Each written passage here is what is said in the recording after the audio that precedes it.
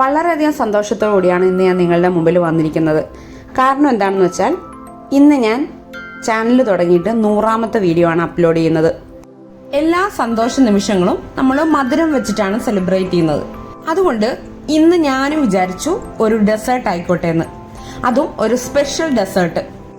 നുറുക്ക് ഗോതമ്പ് വെച്ച് ഉണ്ടാക്കുന്ന ഒരു പുഡിങ്ങിന്റെ റെസിപ്പിയാണ് ഇന്നിവിടെ കാണിക്കുന്നത്. ഇപ്പൊ എല്ലാവരുടെ വീട്ടിലും നുറുക്ക് ഗോതമ്പ് റേഷൻ കടയിൽ നിന്ന് കിട്ടിയത് ഇരിപ്പുണ്ടാവും. ആ നുറുക്ക് ഗോതമ്പ് വെച്ച് ചൈന ഗ്രാസോ ജെലാറ്റിനോ യാതൊന്നും ചേർക്കാതെ ഈസി ആയിട്ട് ഉണ്ടാക്കാൻ പറ്റുന്ന ഒരു പുഡിംഗ് ആണ് ഞാൻ ഇന്നിവിടെ കാണിക്കുന്നത്. പുഡിങ്ങിന്റെ രൂപത്തിൽ ഈ നുറുക്ക് ഗോതമ്പ് വെച്ച് ഉണ്ടാക്കുന്നതുകൊണ്ട് കുട്ടികൾക്ക് പോലും നല്ല ഇഷ്ടപ്പെടും. ഇതെങ്ങനെയാണ് ഉണ്ടാക്കുന്നത് നോക്കാം. ഇവിടെ റേഷൻ കടയിൽ നിന്ന് കിട്ടിയ 1 കപ്പ് നുറുക്ക് ഗോതമ്പാണ് ഞാൻ എടുത്തു വെച്ചിരിക്കുന്നത്. ഇത് നല്ലപോലെ കഴുകി വൃത്തിയാക്കിയതിന് ശേഷം ഇതിലേക്ക് ആവശ്യത്തിന് തിളച്ച വെള്ളം ഒഴിച്ചു കൊടുക്കുക. തിളച്ച വെള്ളത്തിന് പ്രത്യേകിച്ച് അളവൊന്നുമില്ല. ആ ഗോതമ്പ് മുങ്ങിയിരിക്കത്തക്ക രീതിയിൽ വെള്ളം ഒഴിച്ചു കൊടുക്കുക. ഇങ്ങനെ തിളച്ച വെള്ളം ഒഴിച്ചു കൊടുത്ത ഈ നുറുക്ക് ഗോതമ്പ് 2 മണിക്കൂറോളം കുതിരാൻ വെക്കുക.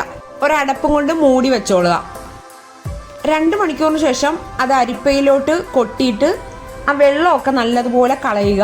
അതിനുശേഷം മിക്സിയിലേക്ക് അത് ഇടുക. ഇതിലേക്ക് 1/2 കപ്പ് പാല് ചേർത്ത് നല്ലതുപോലെ ഒന്ന് പേസ്റ്റ് രൂപത്തിൽ അരച്ചെടുക്കാം.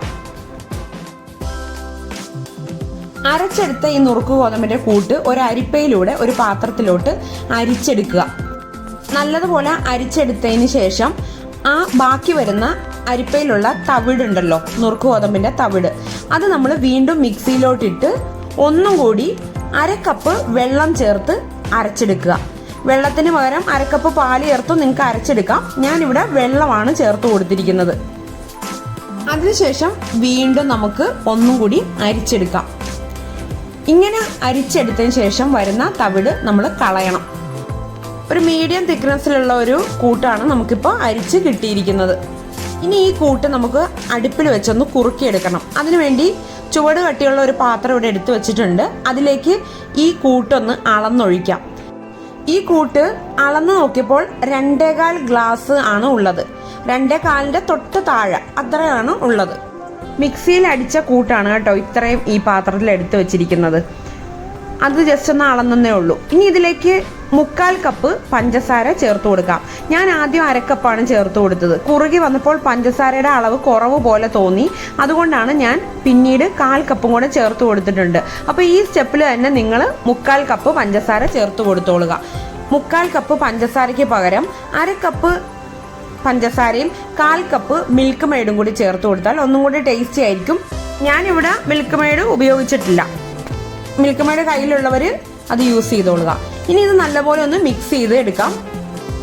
ഇനി ഇതിലേക്ക് 1 കപ്പ് പാലും കൂടി ചേർത്ത് കൊടുക്കുക.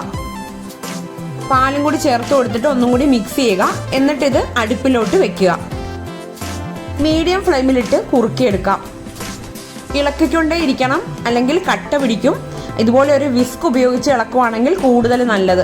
ചൂടായി വരുന്തോറും ഇതിങ്ങനെ നല്ലതുപോലെ കുറുകി തുടങ്ങും. ഈ സമയത്ത് നമുക്ക് വാനില എസൻസ് 1 ടീസ്പൂൺ ചേർത്ത് കൊടുക്കാം. ഇനി നല്ലതുപോലെ ഒന്ന് ഇളക്കി കൊടുക്കുക. എന്നിട്ട് തീ ഓഫ് ചെയ്യുക. ഇപ്പൊ ഈ കൂട്ട് നല്ലതുപോലെ കുറുകിയിട്ടുണ്ട് കേട്ടോ. ഇപ്പൊ ഈ പുഡിങ്ങിന്റെ കൂട്ടൊക്കെ റെഡി ആയിട്ടുണ്ട്. അപ്പോൾ സൂചി ഗോതമ്പിന്റെ ടേസ്റ്റിൽ നിന്ന് കുറച്ച് ഡിഫറെന്റ് ആയിട്ടുള്ള ഒരു ഫ്ലേവർ കിട്ടാനായിട്ട് ഞാനിവിടെ പിസ്തയുടെ എസൻസ് ചേർത്ത് കൊടുക്കുവാണ്. 1 ടീസ്പൂണോളം പിസ്തയുടെ എസൻസ് ഞാൻ ചേർത്ത് കൊടുത്തിട്ടുണ്ട്. ഡ്രോപ്പായിട്ടാണ് വീഴുന്നതെങ്കിലും ഞാനൊരു 10 ഡ്രോപ്പെങ്കിലും ചേർത്ത് കൊടുത്തിട്ടുണ്ട്. അത് നിങ്ങൾക്ക് എത്രത്തോളം ഫ്ലേവർ പിസ്തയുടെ വേണോ അതിനനുസരിച്ച് ചേർത്ത് കൊടുത്തോളുക. അപ്പോൾ ആ ഒരു ഗ്രീൻ കളറൊക്കെ കിട്ടുന്നിടം വരെ ചേർത്ത് കൊടുക്കേണ്ടി വരും. ക്യാമറയിൽ നിങ്ങൾക്ക് എത്രത്തോളം കളർ കാണാൻ പറ്റുന്നുണ്ടെന്ന് അറിയില്ല. കളറ് നിങ്ങൾ നോക്കണ്ട, നിങ്ങൾ ആ ഫ്ലേവർ അനുസരിച്ച് ടേസ്റ്റ് ചെയ്ത് നോക്കുമ്പോൾ നിങ്ങൾക്ക് അറിയാം എത്രത്തോളം എസൻസ് ചേർത്ത് കൊടുക്കണം എന്നുള്ളത്. ഈ പിസ്തയുടെ ഫ്ലേവറിൽ ഈ നുറുക്ക് ഗോതമ്പ് വെച്ച് പുഡിംഗ് ഉണ്ടാക്കിയപ്പോൾ ഒരു പ്രത്യേക ടേസ്റ്റ് തന്നെയായിരുന്നു. എനിക്ക് തോന്നുന്നു നിങ്ങൾക്ക് പിസ്ത എസൻസ് ഉണ്ടെങ്കിൽ അത് വെച്ച് തന്നെ നിങ്ങൾ ട്രൈ ചെയ്ത് നോക്കുക. ഇതിനി നമുക്ക് സെറ്റ് ആവാനായിട്ട് ഒരു ട്രേയിലോട്ട് ഒഴിച്ചു വെക്കാം. ഫോട്ടോയ്ക്കൊക്കെ ഒരു ഭംഗി കിട്ടാനായിട്ട് ഞാനൊരു ഗ്ലാസിന്റെ ട്രേയിലാണ് ഒഴിച്ചു വെച്ചിരിക്കുന്നത്. ഇതിന്റെ മുകളിലോട്ട് നമുക്ക് കുറച്ച് പിസ്ത പൊടിച്ചത് വെച്ചിട്ട് ഒന്ന് ഡെക്കറേറ്റ് ചെയ്യാം. ഒരു 10 പിസ്തയോളം എടുത്ത് പൊടിച്ചിട്ടാണ് ഇതിന്റെ മുകളിലോട്ട് സ്പ്രെഡ് ചെയ്ത് കൊടുക്കുന്നത്. ഇത് കൂടാതെ ഇതിന്റെ മുകളിലോട്ട് ഫോട്ടോയ്ക്കൊക്കെ ഒരു ഭംഗി വരാനായിട്ട് ഞാൻ കുറച്ച് ട്യൂട്ടി ഫ്രൂട്ടിയും കൂടി ഇട്ട് കൊടുക്കുവാണ്. ചെറി ഉണ്ടെങ്കിൽ ചെറി വെച്ചിട്ട് നിങ്ങൾക്ക് ഡെക്കറേറ്റ് ചെയ്യാം. അപ്പോൾ ഇതൊക്കെ ഒരു ഓപ്ഷണൽ ആയിട്ടുള്ള കാര്യമാണ്. ഞാനൊരു ഭംഗിക്കൊക്കെ വേണ്ടിയിട്ട് ചെയ്തു കൊടുത്തതാണ്. ഇതൊന്നും ചെയ്തില്ലേലും നല്ല സൂപ്പർ ടേസ്റ്റാണ് ഈ പുഡിങ്ങിന്. കേക്കിന്റെ ഇൻഗ്രീഡിയൻസ് ഒക്കെ കിട്ടുന്ന ഷോപ്പുകളിൽ പിസ്തയുടെ എസൻസ് വാങ്ങാൻ കിട്ടും. അപ്പോൾ ആ പിസ്തയുടെ എസൻസ് വെച്ച് തന്നെ ഇതൊന്ന് ട്രൈ ചെയ്ത് നോക്കുക. നല്ലതുപോലെ ഒരു 5 മണിക്കൂറോളം ഫ്രിഡ്ജിൽ വെച്ച് തണുപ്പിച്ചതിന് ശേഷം ഇത് പുറത്തോട്ട് എടുത്തിരിക്കുന്നതാണ്. ഇതൊന്ന് നമുക്ക് കട്ട് ചെയ്ത് നോക്കാം. പെട്ടെന്നൊക്കെ ഉപയോഗിക്കണമെന്നുണ്ടെങ്കിൽ നിങ്ങൾ ഫ്രീസറിൽ ഒരു 1.5 മണിക്കൂർ വെച്ചതിന് ശേഷം ഉപയോഗിക്കുക. ഇപ്പം നിങ്ങൾ കണ്ടില്ലേ, നല്ല സോഫ്റ്റ് ആയിട്ടുള്ള പുഡിങ്ങാണ്, നല്ല ടേസ്റ്റി ആയിട്ടുള്ള പുഡിങ്. അപ്പോൾ എല്ലാവർക്കും ഈ വീഡിയോ ഇഷ്ടപ്പെട്ടു എന്ന് വിചാരിക്കുന്നു. എല്ലാവരും ഒന്ന് ട്രൈ ചെയ്ത് നോക്കിയതിന് ശേഷം കമൻറ്റിലൂടെ അഭിപ്രായങ്ങൾ അറിയിക്കുക. നിങ്ങൾക്ക് ഈ വീഡിയോ ഇഷ്ടപ്പെട്ടെങ്കിൽ ഒന്ന് ലൈക്ക് ചെയ്യുകയും ഷെയർ ചെയ്യുകയും ചെയ്യുക. ചാനൽ സബ്സ്ക്രൈബ് ചെയ്യാത്തവരാരെങ്കിലും ഉണ്ടെങ്കിൽ സബ്സ്ക്രൈബ് ചെയ്യുകയും കൂടി ചെയ്യുക. മറ്റൊരു നല്ല റെസിപ്പിയായിട്ട് നമുക്ക് അടുത്ത ദിവസം കാണാം. Thank you. ബൈ.